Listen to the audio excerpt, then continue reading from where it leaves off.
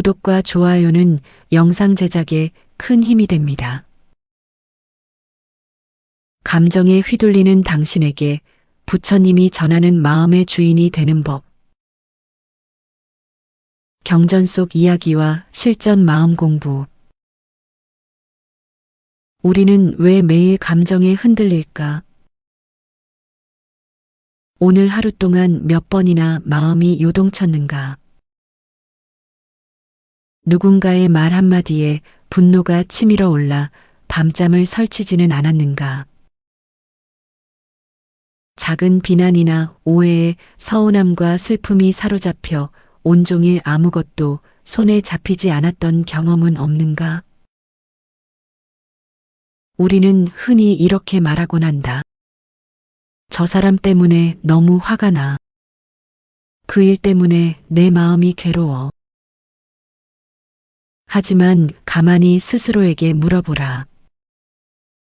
정말로 나를 괴롭히는 것은 그 사람이나 그 상황일까? 아니면 그 상황에 끌려다니며 스스로를 괴롭히고 있는 내 안의 감정일까? 부처님께서는 일찍이 다음과 같이 말씀하셨다. 외부에서 불어오는 바람을 막을 수는 없다. 그러나 내 안의 돛을 어떻게 조절할지는 오직 나의 선택에 달려 있다. 이 시간에는 불교의 여러 경전에 등장하는 생생한 이야기와 에피소드를 통해 우리가 어떻게 감정의 노예에서 벗어나 온전한 주인으로 살아갈 수 있는지 그 깊은 지혜를 함께 나누고자 한다. 이 영상이 끝날 때쯤 마음속에 강한 중심이 잡히기를 진심으로 기원한다. 독화살을 맞았을 때 우리는 무엇을 해야 하는가? 불교 경전 중 자바암경에는 감정과 통증을 다루는 아주 유명한 비유가 나온다. 바로 두 번째 화살의 비유이다. 어느 날 부처님께서 제자들에게 물으셨다. 제자들이여, 지혜롭지 못한 어리석은 사람도 몸의 고통과 마음의 고통을 겪고 지혜로운 사람 역시 몸의 고통과 마음의 고통을 겪는다. 그렇다면 지혜로운 자와 어리석은 자의 차이는 무엇이겠느냐? 제자들은 부처님께 배움을 청했다. 그러자 부처님께서는 다음과 같이 설명하셨다. 어리석은 사람은 살아가며 육체적인 고통이나 감정적인 슬픔을 만났을 때 그것에 대해 근심하고 슬퍼하며 스스로를 원망한다. 이는 마치 첫 번째 화살을 맞고 나서 곧이어 두 번째 화살을 스스로에게 쏘는 것과 같다. 두 번이나 화살을 맞았으니 그 고통이 얼마나 크겠느냐? 부처님께서는 이어 말씀하셨다. 그러나 지혜로운 사람은 첫 번째 화살, 즉 육체적 고통이나 외부의 불쾌한 상황을 맞았을 때 오직 첫 번째 화살만을 받아들인다. 결코 왜 하필 나에게 이런 일이 일어났을까? 저 사람이 나를 무시했어라는 생각으로 스스로 두 번째 화살을 쏘지 않는다. 따라서 그는 고통은 느끼되 그 고통에 집착하거나 휘둘리지 않는다. 감정의 두 번째 화살을 거두라. 우리가 살아가며 만나는 사건이나 타인의 말은 첫 번째 화살이다. 그것은 때로 나의 의지와 상관없이 날아온다. 누군가가 나에게 무례한 말을 했을 때 나의 의지와 상관없이 기분이 상할 수 있다. 그것이 첫 번째 화살이다. 하지만 문제는 그 이후에 일어난다. 저 사람이 어떻게 나한테 그럴 수 있지? 내가 그렇게 쉬워 보였나? 내 인생은 왜 항상 이 모양일까? 우리는 상처받은 마음을 쥐고 밤새 곱씹으며 스스로에게 두 번째, 세 번째, 10번째 화살을 계속해서 쏜다. 외부의 비난은 순식간에 지나갔지만 내 안에서 스스로 쏘아댄 화살 때문에 며칠, 몇 달을 분노와 우울 속에 살아간다. 부처님께서는 말씀하신다.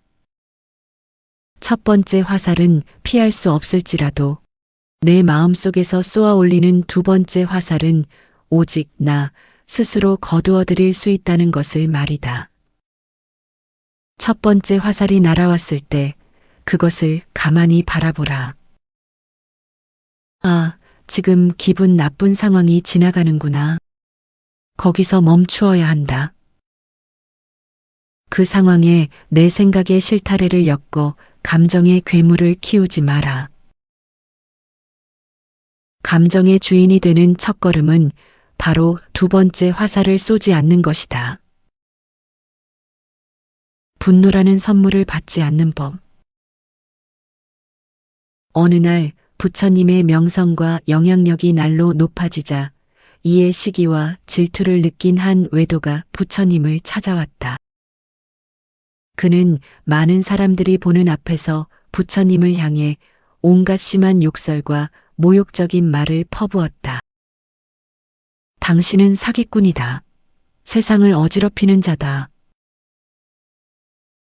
어떤 사나운 말에도 부처님의 얼굴은 호수처럼 평온했다. 미동조차 하지 않고 그를 가만히 바라볼 뿐이었다. 한참 동안 소리를 지르며 욕을 하던 남자는 숨이 찰 지경이 되었다. 자신의 모욕에도 부처님이 아무런 반응을 보이지 않자 남자는 당황하며 물었다. 내가 이렇게 당신을 모욕하고 화를 내는데 왜 당신은 아무런 반응도 하지 않소? 당신은 화도 나지 않는단 말이오. 그러자 부처님께서 온화한 목소리로 물으셨다. 너에게 묻겠다. 만약 내가 누군가에게 선물을 주려고 준비했는데 상대방이 그 선물을 받지 않는다면 그 선물은 누구의 것이 되겠느냐? 남자가 대답했다. 상대방이 받지 않는다면 당연히 원래 주려고 했던 내 것이 되겠지요. 부처님께서 미소를 지으며 말씀하셨다. 그렇다. 내가 나에게 퍼부은 욕설과 분노라는 선물을 나는 오늘 받지 않았다. 그러니 그 모든 화와 모욕은 온전히 너의 것이다. 남자는 부처님의 이 한마디에 큰 깨달음을 얻고 자신의 어리석음을 뉘우치며 무릎을 꿇었다고 한다. 타인의 감정은 그 사람의 짐일 뿐이다. 이 이야기를 들으며 무슨 생각이 드는가? 우리는 누군가가 나에게 화를 내거나 험담을 하면 곧바로 그 분노의 선물을 덥석 받는다. 그리고 그것을 내 마음속 깊은 곳에 담아두고 스스로 괴로워한다. 그 사람이 나한테 화를 냈어. 그 사람이 나를 무시했어. 하지만 잘 생각해보라. 타인이 내뱉는 분노와 상처의 말들은 대부분 그 사람 본인의 마음 상태가 불안정하고 불행하기 때문에 뿜어져 나오는 독소일 뿐이다. 그 사람이 던진 독소를 내가 받아들여 내 마음에 흘려보낼 필요가 전혀 없다.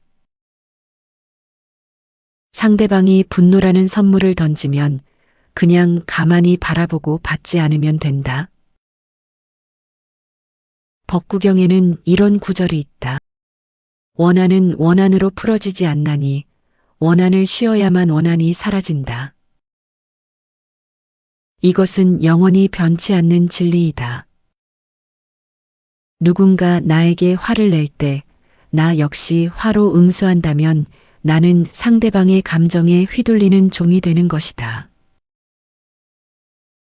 상대가 화를 내든 비난을 하든 아, 저 사람 마음이 지금 많이 힘들고 불길에 휩싸여 있구나라고 바라볼 수 있는 여유. 그 선물을 받지 않고 거절할 수 있는 권리가 나에게 있다는 것을 기억하라.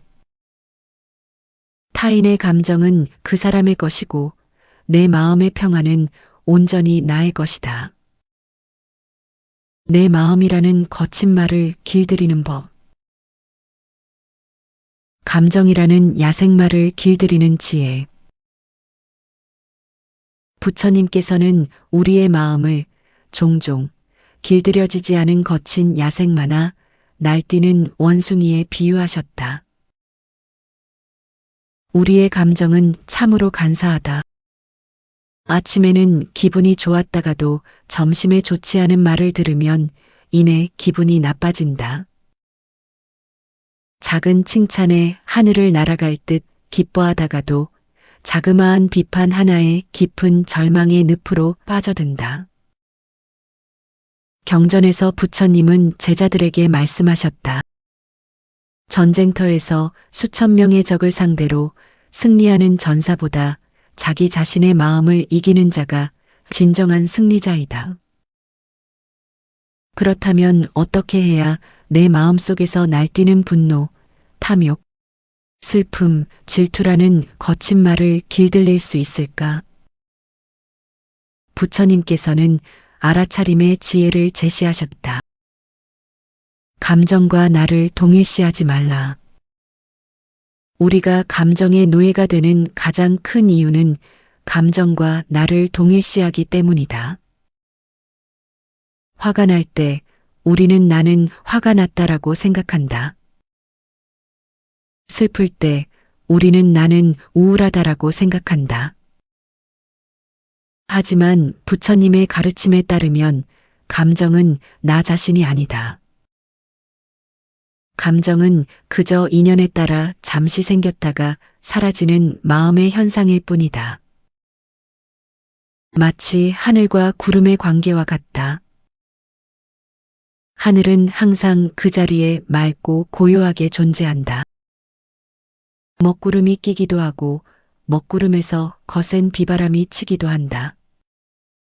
하지만 비바람과 먹구름이 아무리 거세도 하늘 그 자체를 파괴할 수는 없다. 구름이 걷히면 맑은 하늘은 다시 나타난다. 여기서 하늘은 나의 본래 고요한 마음 본성이고 먹구름은 분노, 슬픔, 불안이라는 감정이다. 대부분의 사람들은 먹구름이 끼면 자기가 곧 먹구름인 줄 착각하고 함께 흔들린다. 그러나 감정의 주인이 된 사람은 이렇게 생각한다. 아, 내 마음이라는 하늘에 분노라는 먹구름이 잠시 지나가는구나. 아, 내 마음에 불안이라는 비바람이 불고 있구나. 곧 지나갈 것이다. 감정을 억누르거나 부인하라는 뜻이 아니다. 감정과 거리를 두고 바라보라는 뜻이다. 화를 억지로 참으면 속병이 된다.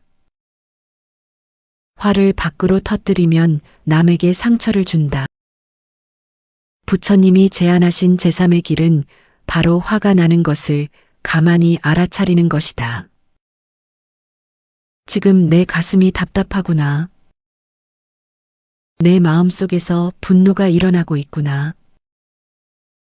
이렇게 한 걸음 물러서서 감정을 제3자의 눈으로 가만히 관찰하기 시작하면 신기하게도 그 거세던 감정의 에너지는 힘을 잃고 자연스럽게 소멸한다. 모든 형성된 것은 변하고 사라진다는 불교의 핵심 진리, 바로 재행무상의 원리 때문이다. 흙탕물을 가라앉히는 유일한 방법. 다음 이야기는 감정이 격동할 때 우리가 당장 실천할 수 있는 가장 명확한 행동 지침을 알려준다. 어느 날 부처님께서 제자 아난과 함께 먼 길을 걷고 계셨다. 날이 가물고 날씨는 무척 무더웠고 부처님께서는 목이 말라 잠시 나무 그늘 아래 쉬어가기로 하셨다. 부처님께서 아난에게 말씀하셨다. 아난아, 방금 우리가 지나쳐온 개울에 가서 마실 물을 좀 떠오너라. 아난은 바리공양 그릇을 들고 개울가로 갔다.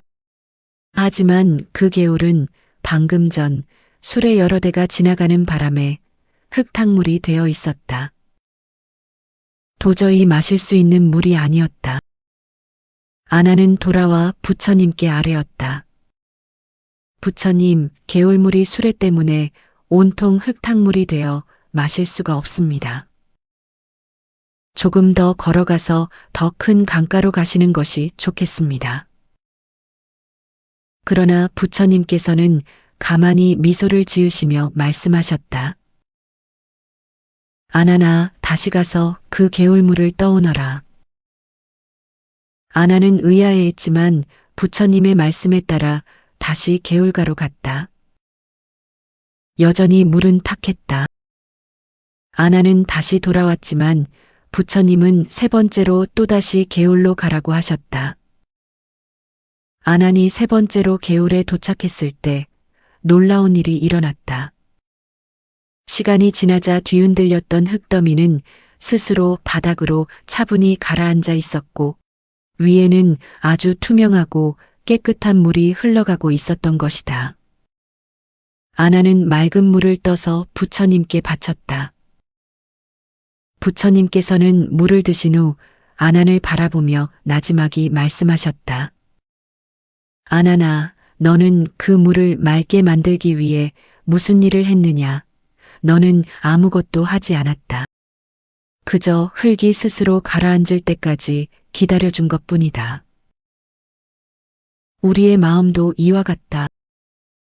감정이 휘몰아칠 때는 멈춤과 기다림이 답이다. 이 에피소드는 우리가 격한 감정에 휩싸였을 때 어떻게 행동해야 하는지를 극적으로 보여준다. 우리의 마음이 분노, 질투, 슬픔으로 뒤흔들릴 때 그 상태는 바로 흙탕물 상태이다. 그 상태에서 어떠한 결정을 내리거나 타인에게 말을 내뱉거나 행동을 취하면 그것은 흙탕물을 더 세게 휘젓는 꼴이 된다. 화가 난 상태에서 내뱉은 한마디는 평생 후회할 상처가 되고 불안한 상태에서 내린 결정은 이를 더 꼬이게 만든다. 흙탕물을 맑게 만드는 유일한 방법은 무엇인가? 막대기로 흙탕물을 저어 가라앉히려고 하면 할수록 물은 더 더러워진다. 그저 가만히 놓아두고 시간이 흐르기를 기다리는 것이다. 마음에 감정의 폭풍이 불어올 때 지금 내 마음이 흙탕물이 되었구나를 인정하고 말을 멈추라. 행동을 멈추라. 잠시 그 자리를 벗어나 깊게 숨을 쉬라. 들숨에 내 마음의 소란함을 알아차리고 날숨에 이 감정을 가만히 놓아둔다. 10분 혹은 몇 시간만이라도 판단을 유예하고 가만히 기다려주면 감정의 흙먼지는 바닥으로 가라앉고 맑고 지혜로운 본래 마음이 다시 드러나게 된다. 감정의 주인은 감정이 휘몰아칠 때 즉각 반응하지 않고 멈출 줄 아는 힘을 가진 사람이다. 일상에서 감정의 주인으로 살아가는 4가지 불교적 실천법. 어떻게 해야 일상 속에서 부처님의 가르침을 실천하며 감정의 주인으로 살아갈 수 있을까? 부처님의 경전 속 지혜를 바탕으로 한 4가지 실천 지침을 정리해 본다. 첫째, 생각과 감정에 이름을 붙여라. 감정이 휘몰아칠 때 마음속으로 조용히 이름을 불러주라. 분노, 분노. 불안, 불안. 심리학에서도 이를 라벨링이라고 부르며 뇌의 편도체가 뇌가 과도하게 활성화되는 것을 이성적인 대뇌피질이 제어하도록 돕는 효과가 입증되었다. 이름을 붙이는 순간 나는 감정과 분리되어 감정을 바라보는 관찰자의 위치에 서게 된다. 둘째, 타인의 행동을 내 탓이나 나에 대한 공격으로 해석하지 마라. 상대방이 나에게 무례하게 굴거나 화를 낼 때 저 사람이 나를 무시해서 그래 라고 해석하면 두 번째 화살을 맞게 된다. 저 사람은 지금 자신의 내부 문제 때문에 힘들어서 저런 행동이 나오는구나 라고 객관화하라. 부처님께서 외도의 욕설을 선물로 받지 않으셨듯 타인의 상처 어린 감정을 내 마음에 수용하지 않는 거절의 기술을 연습하라. 셋째, 신체 감각으로 돌아오라.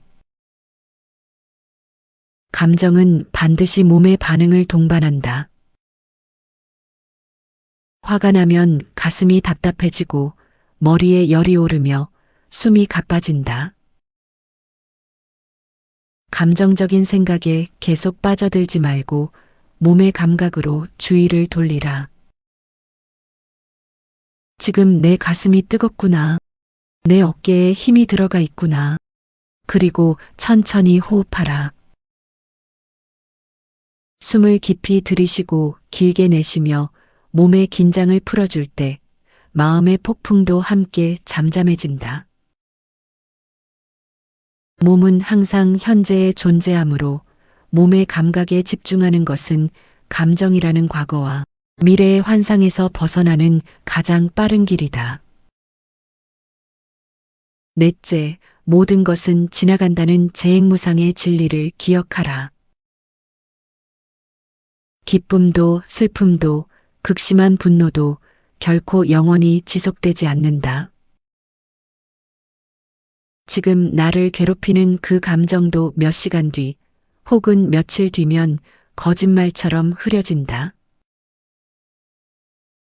영원하지 않은 것에 내 인생의 소중한 에너지를 쏟아붓지 마라. 감정이 밀려올 때 가만히 스스로에게 말해주라. 이 또한 지나가리라. 이 감정도 곧 사라질 구름일 뿐이다. 당신의 마음이라는 정원의 주인은 누구인가? 우리의 마음은 하나의 정원과 같다. 그 정원에 분노라는 잡초가 자랄 수도 있고 불안이라는 가시나무가 자랄 수도 있다. 타인이 담장 너머로 쓰레기를 던지고 갈 수도 있다. 하지만 그 정원의 주인은 누구인가? 밖에서 쓰레기를 던진 사람인가? 아니면 잡초인가? 아니다. 오직 자기 자신이다. 잡초가 자랐다고 해서 정원 전체를 포기할 필요는 없다. 타인이 쓰레기를 던졌다고 해서 같이 화를 내며 정원을 더 더럽힐 필요도 없다. 그저 가만히 쓰레기를 치우고 잡초를 뽑아내며 내가 원하는 평화와 사랑의 꽃을 심으면 된다. 부처님께서는 불교의 가장 핵심적인 깨달음을 이렇게 요약하셨다.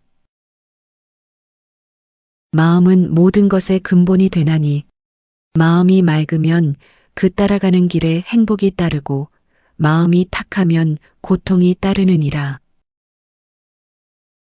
내 마음의 주인이 되는 자, 세상의 그 무엇도 그를 흔들 수 없으리라. 오늘 하루 수많은 일들이 나를 흔들려 할 것이다. 타인의 말 한마디, 예기치 않은 상황, 마음속에서 고개를 드는 불안과 조바심, 그 순간 부처님의 말씀을 떠올려 보라. 두 번째 화살을 스스로 쏘지 마라. 타인이 던지는 분노의 선물을 덥석 받지 마라. 마음이 흙탕물일 때는 가만히 가라앉기를 기다려주라. 우리는 감정이 아니다. 우리는 감정을 바라보고 길들이며 마침내 초월할 수 있는 온전하고 거룩한 마음의 주인이다. 오늘도 마음이라는 정원에 고요함과 평화의 꽃이 가득 피어나기를 마음 모아 원력 올린다. 나무 아미타불 관세음보살. 구독과 좋아요는 영상 제작에 큰 힘이 됩니다. 감정에 휘둘리는 당신에게 부처님이 전하는 마음의 주인이 되는 법. 경전 속 이야기와 실전 마음 공부. 우리는 왜 매일 감정에 흔들릴까? 오늘 하루 동안 몇 번이나 마음이 요동쳤는가? 누군가의 말 한마디에 분노가 치밀어 올라 밤잠을 설치지는 않았는가? 작은 비난이나 오해에 서운함과 슬픔이 사로잡혀 온종일 아무것도 손에 잡히지 않았던 경험은 없는가? 우리는 흔히 이렇게 말하곤 한다. 저 사람 때문에 너무 화가 나. 그 일 때문에 내 마음이 괴로워. 하지만 가만히 스스로에게 물어보라. 정말로 나를 괴롭히는 것은 그 사람이나 그 상황일까? 아니면 그 상황에 끌려다니며 스스로를 괴롭히고 있는 내 안의 감정일까? 부처님께서는 일찍이 다음과 같이 말씀하셨다. 외부에서 불어오는 바람을 막을 수는 없다. 그러나 내 안의 돛을 어떻게 조절할지는 오직 나의 선택에 달려 있다. 이 시간에는 불교의 여러 경전에 등장하는 생생한 이야기와 에피소드를 통해 우리가 어떻게 감정의 노예에서 벗어나 온전한 주인으로 살아갈 수 있는지 그 깊은 지혜를 함께 나누고자 한다. 이 영상이 끝날 때쯤 마음속에 강한 중심이 잡히기를 진심으로 기원한다. 독화살을 맞았을 때 우리는 무엇을 해야 하는가? 불교 경전 중 자바암경에는 감정과 통증을 다루는 아주 유명한 비유가 나온다. 바로 두 번째 화살의 비유이다. 어느 날 부처님께서 제자들에게 물으셨다. 제자들이여, 지혜롭지 못한 어리석은 사람도 몸의 고통과 마음의 고통을 겪고 지혜로운 사람 역시 몸의 고통과 마음의 고통을 겪는다. 그렇다면 지혜로운 자와 어리석은 자의 차이는 무엇이겠느냐? 제자들은 부처님께 배움을 청했다. 그러자 부처님께서는 다음과 같이 설명하셨다. 어리석은 사람은 살아가며 육체적인 고통이나 감정적인 슬픔을 만났을 때 그것에 대해 근심하고 슬퍼하며 스스로를 원망한다. 이는 마치 첫 번째 화살을 맞고 나서 곧이어 두 번째 화살을 스스로에게 쏘는 것과 같다. 두 번이나 화살을 맞았으니 그 고통이 얼마나 크겠느냐. 부처님께서는 이어 말씀하셨다. 그러나 지혜로운 사람은 첫 번째 화살, 즉 육체적 고통이나 외부의 불쾌한 상황을 맞았을 때 오직 첫 번째 화살만을 받아들인다. 결코 왜 하필 나에게 이런 일이 일어났을까? 저 사람이 나를 무시했어라는 생각으로 스스로 두 번째 화살을 쏘지 않는다. 따라서 그는 고통은 느끼되 그 고통에 집착하거나 휘둘리지 않는다. 감정의 두 번째 화살을 거두라. 우리가 살아가며 만나는 사건이나 타인의 말은 첫 번째 화살이다. 그것은 때로 나의 의지와 상관없이 날아온다. 누군가가 나에게 무례한 말을 했을 때 나의 의지와 상관없이 기분이 상할 수 있다. 그것이 첫 번째 화살이다. 하지만 문제는 그 이후에 일어난다. 저 사람이 어떻게 나한테 그럴 수 있지? 내가 그렇게 쉬워 보였나? 내 인생은 왜 항상 이 모양일까? 우리는 상처받은 마음을 쥐고 밤새 곱씹으며 스스로에게 두 번째, 세 번째, 10번째 화살을 계속해서 쏜다. 외부의 비난은 순식간에 지나갔지만 내 안에서 스스로 쏘아댄 화살 때문에 며칠, 몇 달을 분노와 우울 속에 살아간다. 부처님께서는 말씀하신다. 첫 번째 화살은 피할 수 없을지라도 내 마음속에서 쏘아 올리는 두 번째 화살은 오직 나 스스로 거두어 드릴 수 있다는 것을 말이다. 첫 번째 화살이 날아왔을 때 그것을 가만히 바라보라. 아, 지금 기분 나쁜 상황이 지나가는구나.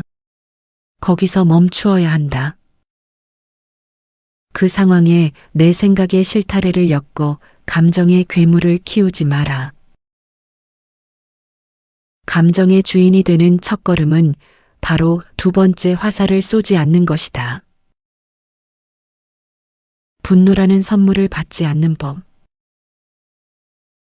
어느 날 부처님의 명성과 영향력이 날로 높아지자 이에 시기와 질투를 느낀 한 외도가 부처님을 찾아왔다. 그는 많은 사람들이 보는 앞에서 부처님을 향해 온갖 심한 욕설과 모욕적인 말을 퍼부었다. 당신은 사기꾼이다. 세상을 어지럽히는 자다. 어떤 사나운 말에도 부처님의 얼굴은 호수처럼 평온했다. 미동조차 하지 않고 그를 가만히 바라볼 뿐이었다. 한참 동안 소리를 지르며 욕을 하던 남자는 숨이 찰 지경이 되었다. 자신의 모욕에도 부처님이 아무런 반응을 보이지 않자 남자는 당황하며 물었다. 내가 이렇게 당신을 모욕하고 화를 내는데 왜 당신은 아무런 반응도 하지 않소?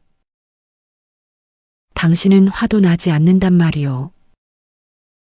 그러자 부처님께서 온화한 목소리로 물으셨다.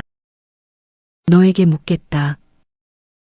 만약 내가 누군가에게 선물을 주려고 준비했는데 상대방이 그 선물을 받지 않는다면 그 선물은 누구의 것이 되겠느냐? 남자가 대답했다. 상대방이 받지 않는다면 당연히 원래 주려고 했던 내 것이 되겠지요. 부처님께서 미소를 지으며 말씀하셨다. 그렇다. 내가 나에게 퍼부은 욕설과 분노라는 선물을 나는 오늘 받지 않았다. 그러니 그 모든 화와 모욕은 온전히 너의 것이다. 남자는 부처님의 이 한마디에 큰 깨달음을 얻고 자신의 어리석음을 뉘우치며 무릎을 꿇었다고 한다. 타인의 감정은 그 사람의 짐일 뿐이다. 이 이야기를 들으며 무슨 생각이 드는가? 우리는 누군가가 나에게 화를 내거나 험담을 하면 곧바로 그 분노의 선물을 덥석 받는다. 그리고 그것을 내 마음속 깊은 곳에 담아두고 스스로 괴로워한다. 그 사람이 나한테 화를 냈어. 그 사람이 나를 무시했어. 하지만 잘 생각해보라. 타인이 내뱉는 분노와 상처의 말들은 대부분 그 사람 본인의 마음 상태가 불안정하고 불행하기 때문에 뿜어져 나오는 독소일 뿐이다. 그 사람이 던진 독소를 내가 받아들여 내 마음에 흘려보낼 필요가 전혀 없다. 상대방이 분노라는 선물을 던지면 그냥 가만히 바라보고 받지 않으면 된다. 법구경에는 이런 구절이 있다. 원한은 원한으로 풀어지지 않나니 원한을 쉬어야만 원한이 사라진다. 이것은 영원히 변치 않는 진리이다. 누군가 나에게 화를 낼 때 나 역시 화로 응수한다면 나는 상대방의 감정에 휘둘리는 종이 되는 것이다. 상대가 화를 내든 비난을 하든 저 사람 마음이 지금 많이 힘들고 불길에 휩싸여 있구나라고 바라볼 수 있는 여유. 그 선물을 받지 않고 거절할 수 있는 권리가 나에게 있다는 것을 기억하라. 타인의 감정은 그 사람의 것이고 내 마음의 평화는 온전히 나의 것이다. 내 마음이라는 거친 말을 길들이는 법. 감정이라는 야생말을 길들이는 지혜. 부처님께서는 우리의 마음을 종종 길들여지지 않은 거친 야생마나 날뛰는 원숭이에 비유하셨다. 우리의 감정은 참으로 간사하다. 아침에는 기분이 좋았다가도 점심에 좋지 않은 말을 들으면 이내 기분이 나빠진다. 작은 칭찬에 하늘을 날아갈 듯 기뻐하다가도 자그마한 비판 하나에 깊은 절망의 늪으로 빠져든다. 경전에서 부처님은 제자들에게 말씀하셨다. 전쟁터에서 수천 명의 적을 상대로 승리하는 전사보다 자기 자신의 마음을 이기는 자가 진정한 승리자이다. 그렇다면 어떻게 해야 내 마음속에서 날뛰는 분노, 탐욕, 슬픔, 질투라는 거친 말을 길들일 수 있을까? 부처님께서는 알아차림의 지혜를 제시하셨다. 감정과 나를 동일시하지 말라. 우리가 감정의 노예가 되는 가장 큰 이유는 감정과 나를 동일시하기 때문이다. 화가 날 때 우리는 나는 화가 났다라고 생각한다. 슬플 때 우리는 나는 우울하다라고 생각한다. 하지만 부처님의 가르침에 따르면 감정은 나 자신이 아니다. 감정은 그저 인연에 따라 잠시 생겼다가 사라지는 마음의 현상일 뿐이다. 마치 하늘과 구름의 관계와 같다. 하늘은 항상 그 자리에 맑고 고요하게 존재한다. 먹구름이 끼기도 하고 먹구름에서 거센 비바람이 치기도 한다. 하지만 비바람과 먹구름이 아무리 거세도 하늘 그 자체를 파괴할 수는 없다. 구름이 걷히면 맑은 하늘은 다시 나타난다. 여기서 하늘은 나의 본래 고요한 마음 본성이고 먹구름은 분노, 슬픔, 불안이라는 감정이다. 대부분의 사람들은 먹구름이 끼면 자기가 곧 먹구름인 줄 착각하고 함께 흔들린다. 그러나 감정의 주인이 된 사람은 이렇게 생각한다. 내 마음이라는 하늘에 분노라는 먹구름이 잠시 지나가는구나. 내 마음에 불안이라는 비바람이 불고 있구나. 곧 지나갈 것이다. 감정을 억누르거나 부인하라는 뜻이 아니다. 감정과 거리를 두고 바라보라는 뜻이다. 화를 억지로 참으면 속병이 된다. 화를 밖으로 터뜨리면 남에게 상처를 준다. 부처님이 제안하신 제3의 길은 바로 화가 나는 것을 가만히 알아차리는 것이다. 지금 내 가슴이 답답하구나. 내 마음속에서 분노가 일어나고 있구나. 이렇게 한 걸음 물러서서 감정을 제3자의 눈으로 가만히 관찰하기 시작하면 신기하게도 그 거세던 감정의 에너지는 힘을 잃고 자연스럽게 소멸한다. 모든 형성된 것은 변하고 사라진다는 불교의 핵심 진리, 바로 재행무상의 원리 때문이다. 흙탕물을 가라앉히는 유일한 방법. 다음 이야기는 감정이 격동할 때 우리가 당장 실천할 수 있는 가장 명확한 행동 지침을 알려준다. 어느 날 부처님께서 제자 안항과 함께 먼 길을 걷고 계셨다. 날이 가물고 날씨는 무척 무더웠고 부처님께서는 목이 말라 잠시 나무 그늘 아래 쉬어가기로 하셨다. 부처님께서 안한에게 말씀하셨다. 안한아, 방금 우리가 지나쳐 온 개울에 가서 마실 물을 좀 떠오너라. 안한은 바리공양 그릇을 들고 개울가로 갔다. 하지만 그 개울은 방금 전 수레 여러 대가 지나가는 바람에 흙탕물이 되어 있었다. 도저히 마실 수 있는 물이 아니었다. 안한은 돌아와 부처님께 아뢰었다. 부처님, 개울물이 수레 때문에 온통 흙탕물이 되어 마실 수가 없습니다. 조금 더 걸어가서 더 큰 강가로 가시는 것이 좋겠습니다. 그러나 부처님께서는 가만히 미소를 지으시며 말씀하셨다. 안한아, 다시 가서 그 개울물을 떠오너라. 안한은 의아해했지만 부처님의 말씀에 따라 다시 개울가로 갔다. 여전히 물은 탁했다. 안한은 다시 돌아왔지만 부처님은 세 번째로 또다시 개울로 가라고 하셨다. 안한이 세 번째로 개울에 도착했을 때 놀라운 일이 일어났다. 시간이 지나자 뒤흔들렸던 흙더미는 스스로 바닥으로 차분히 가라앉아 있었고 위에는 아주 투명하고 깨끗한 물이 흘러가고 있었던 것이다. 안한은 맑은 물을 떠서 부처님께 바쳤다.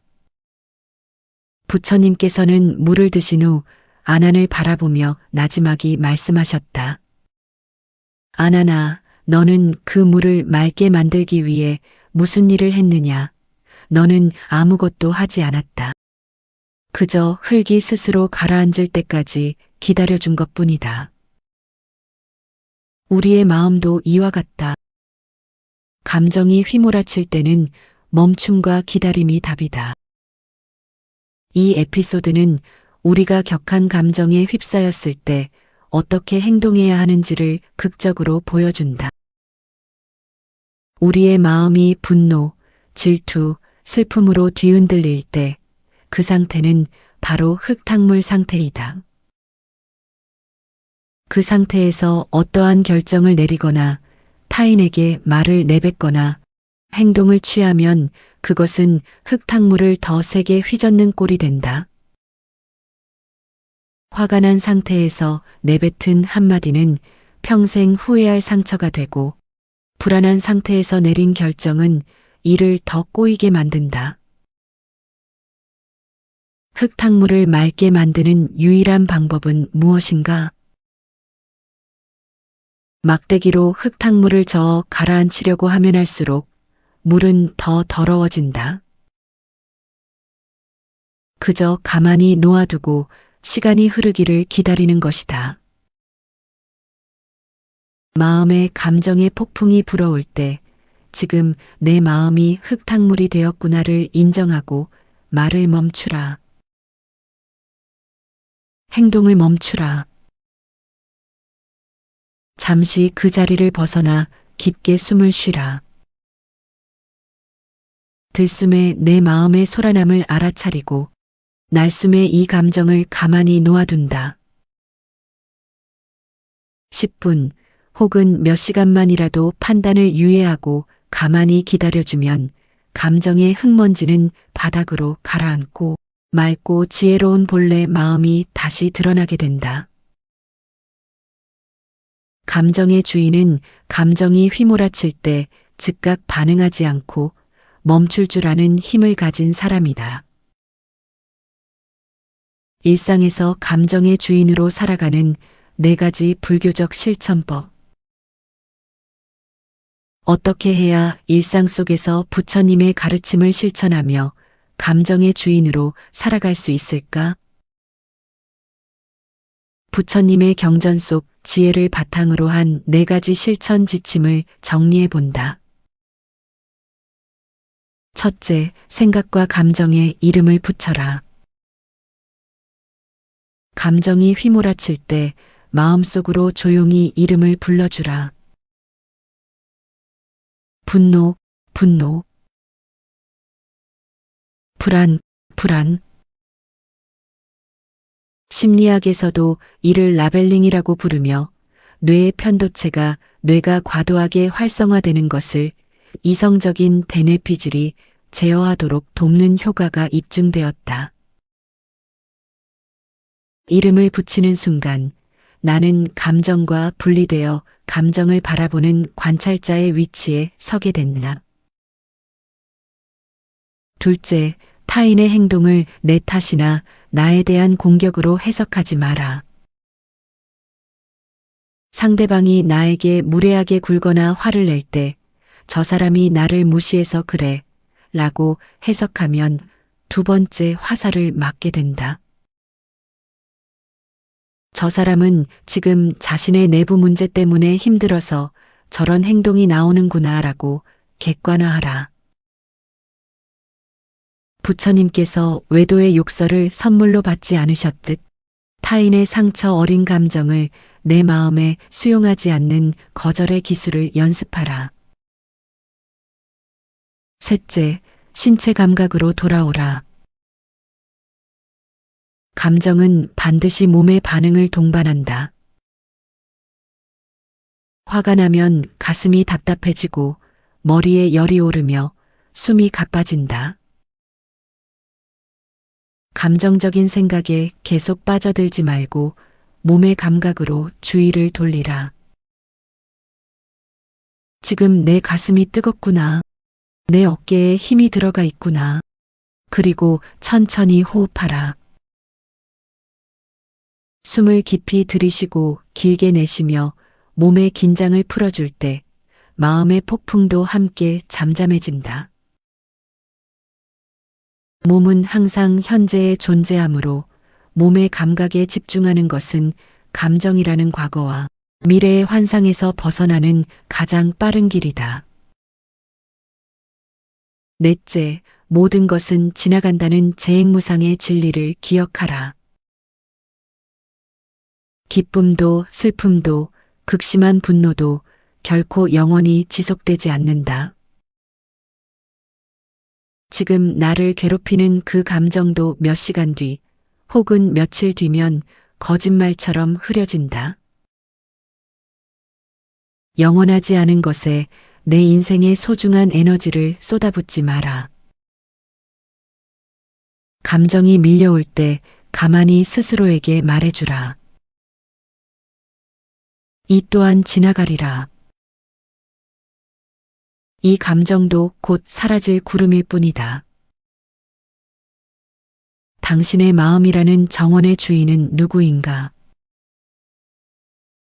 우리의 마음은 하나의 정원과 같다. 그 정원에 분노라는 잡초가 자랄 수도 있고 불안이라는 가시나무가 자랄 수도 있다. 타인이 담장 너머로 쓰레기를 던지고 갈 수도 있다. 하지만 그 정원의 주인은 누구인가? 밖에서 쓰레기를 던진 사람인가? 아니면 잡초인가? 아니다. 오직 자기 자신이다. 잡초가 자랐다고 해서 정원 전체를 포기할 필요는 없다. 타인이 쓰레기를 던졌다고 해서 같이 화를 내며 정원을 더 더럽힐 필요도 없다. 그저 가만히 쓰레기를 치우고 잡초를 뽑아내며 내가 원하는 평화와 사랑의 꽃을 심으면 된다. 부처님께서는 불교의 가장 핵심적인 깨달음을 이렇게 요약하셨다. 마음은 모든 것의 근본이 되나니 마음이 맑으면 그 따라가는 길에 행복이 따르고 마음이 탁하면 고통이 따르느니라. 내 마음의 주인이 되는 자, 세상의 그 무엇도 그를 흔들 수 없으리라. 오늘 하루 수많은 일들이 나를 흔들려 할 것이다. 타인의 말 한마디, 예기치 않은 상황, 마음속에서 고개를 드는 불안과 조바심, 그 순간 부처님의 말씀을 떠올려 보라. 두 번째 화살을 스스로 쏘지 마라. 타인이 던지는 분노의 선물을 덥석 받지 마라. 마음이 흙탕물일 때는 가만히 가라앉기를 기다려주라. 우리는 감정이 아니다. 우리는 감정을 바라보고 길들이며 마침내 초월할 수 있는 온전하고 거룩한 마음의 주인이다. 오늘도 마음이라는 정원에 고요함과 평화의 꽃이 가득 피어나기를 마음 모아 원력 올린다. 나무 아미타불 관세음보살